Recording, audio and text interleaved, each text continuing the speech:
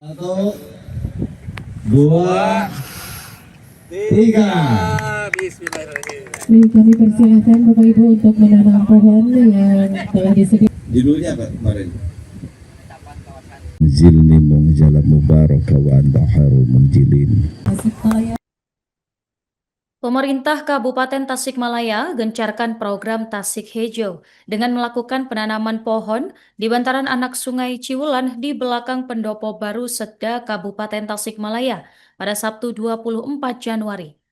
Bibit pohon yang ditanam berbagai jenis seperti jati, mahoni, dan berbagai jenis tanaman buah durian dan alpukat ditanam dengan diikuti perwakilan OPD hingga komunitas lingkungan. Pemirsa, selengkapnya simak informasi dari jurnalis Tribun Priangan dengan rekan Jainal Abidin. Silakan laporan Anda. Ya, baik, Norma izin melaporkan antisipasi bencana Bupati bareng Wakil Bupati serta OPD lintas sektor melakukan penanaman pohon lewat program Tasik Hijau yang berlangsung di belakang pendopo, tepatnya di antara anak sungai Ciwulan yang berlangsung pada Sabtu 24 Januari 2026.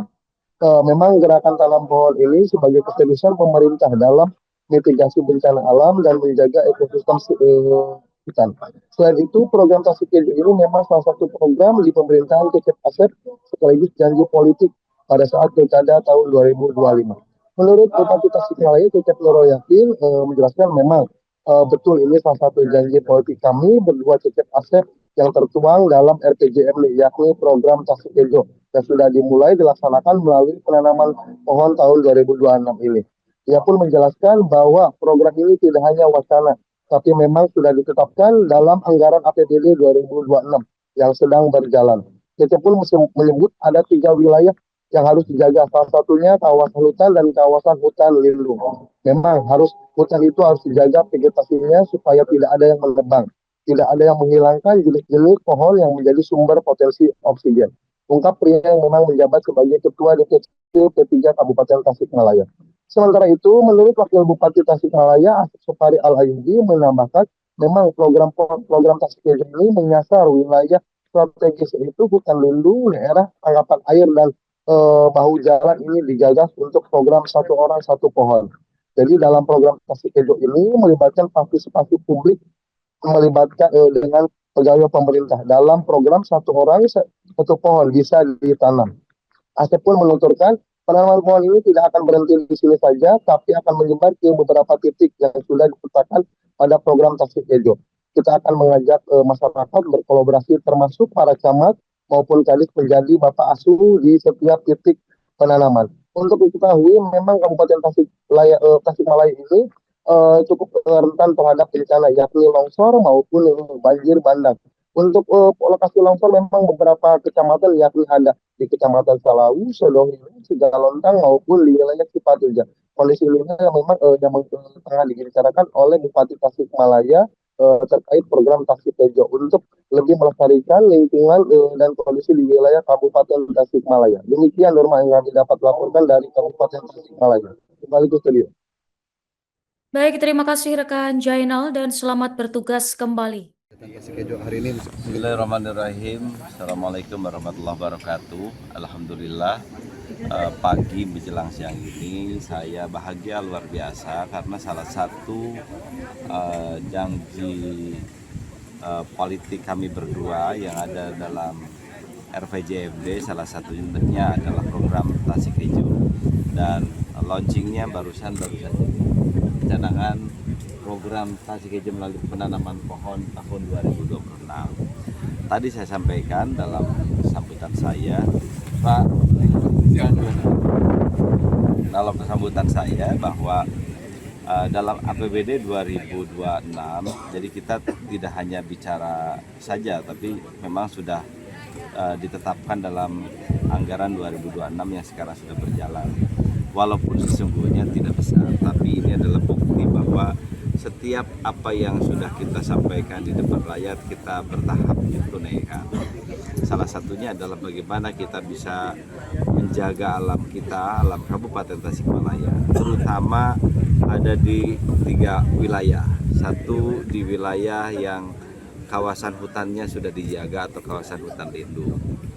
Harus kita jagain vegetasinya supaya tidak ada yang menebang, tidak ada yang menghilangkan jenis-jenis pohon-pohon yang menjadi potensi sumber-sumber oksigen.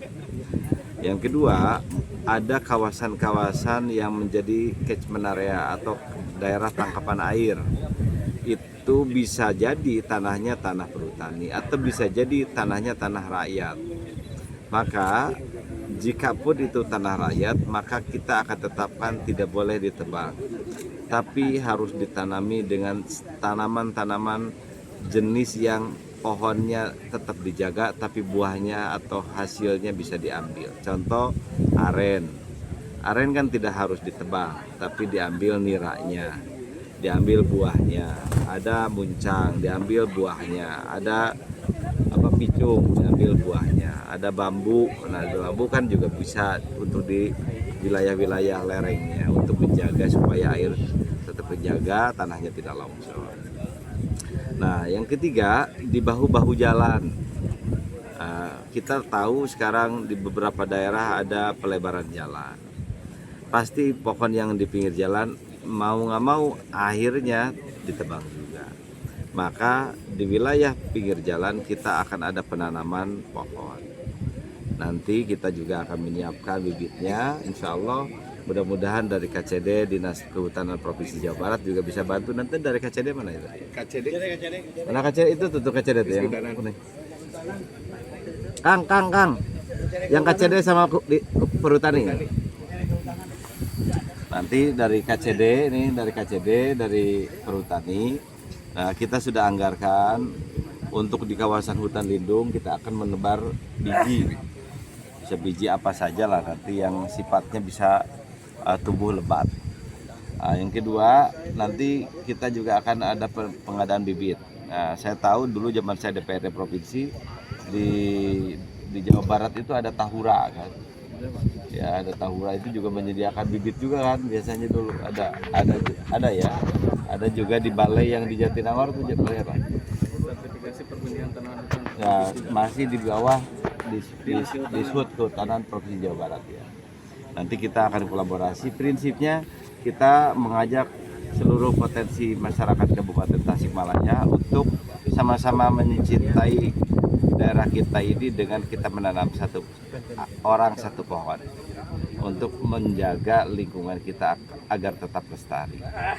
Nah, tadi termasuk juga yang di wilayah-wilayah catchment area bisa jadi itu milik warga. Jadi kita akan arahkan warga untuk mengganti pohon, bukan pohon yang ditebang. Saya akan membuat larangan di wilayah yang memiliki kerawanan tinggi itu tidak boleh ditanami albasia. Karena jenis pohon itu ke tanahnya juga kering. Nanti setelah 4 tahun, 5 tahun ditebang. Setelah ditebang datang curah hujan tinggi, akhirnya longsor. Kejadian yang di Salopa itu setiap tahun longsor tuh di Luwihium. Ternyata di atasnya itu ada kebun jagung. Ya, akhirnya setiap ada hujan sedikit longsor lagi, ada hujan sedikit longsor lagi.